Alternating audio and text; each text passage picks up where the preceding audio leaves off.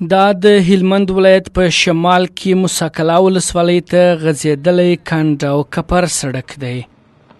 دا سړک چې له ګرشک ولسوالۍ څخه تر موسی کلا پورې غځېدلی 62 کیلومتره یې خامه دی چې اساسي رغولو ته اړتیا لري. د دې ولسوالۍ یو شمېر اوسېدونکو سکون راډیو سره د خبرو پر مهال وویل چې سړک یې خامه دی او ساعتونه مزل کوي تر څو خپل ناروغان ګرشک او یا هم مرکز لښکرګاه ښار ته ولېږدوي. د دوی په خبره که چیرې سړک اساسي رغول کیږي نو د کرنیزو محصولاتو برسیره به یې ناروغان پر وخت مرکز ته رسولی وي. دوی له حکومت او مرستندو ادارو څخه غوښتنه کوي تر څو یې دې ستونزې ته رسېدنه وکړي. دا لاره ډېره ذلیله لاره ده وروره. موږ په 5-6 ساعته په 7 ساعته کې د موسی کلا ولسوالۍ څخه تر ګرشک پسې ځو. 5-6 رودونه په مخ کې دي. دا هره ورځ چې اوس هم د بارانونو دا رودونه راغلي دي، دا هره ورځ 5-6 موټره چپه کوي.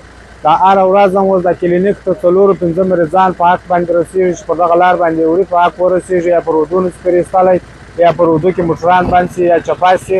سړک نو دا تاسې وینئ ډېر خراب دی.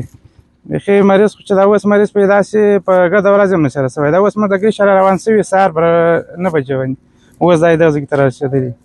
مشکلات من دغه دي چې مریض زنانه مریض پیدا شي کوچني باندې پر لای باندې مړه شي.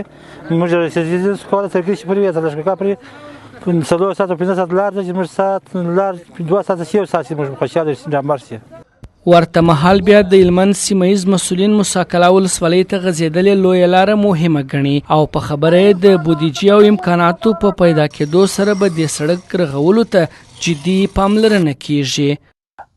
هلمند ولایت مقام د اړوند ریاستونو سره په تفاهم د وخت څخه پر دې پروژه باندې بحث کړی دی. انشاءالله چې د بودیجې او امکاناتو په پیدا کېدلو سره به ډېر ژر دغه کار پیل شي او خلک به د لارو د ستونزو څخه خلاص شي. هلمند ولایت موسی کلا ولسوالۍ اوسېدونکي داسې مهال دې ولسوالۍ ته د غځېدلې لویې لارې د اساسي رغولو غوښتنه کوي چې د ډېری لرو پرتو ولسوالیو ته غځېدلې لویې لارې کند او کپر دي او ډېری وخت یې خلک او د لویو لارو موټر چلوونکي د رغولو غوښتنه کوي. دا چې د دوی د غوښتنو او هیلو ته به کله مثبت ځواب پیدا کیږي هغه پوښتنه ده چې وخت به یې ځواب کړي. حافظ احمد نصرت، سکون راډیو.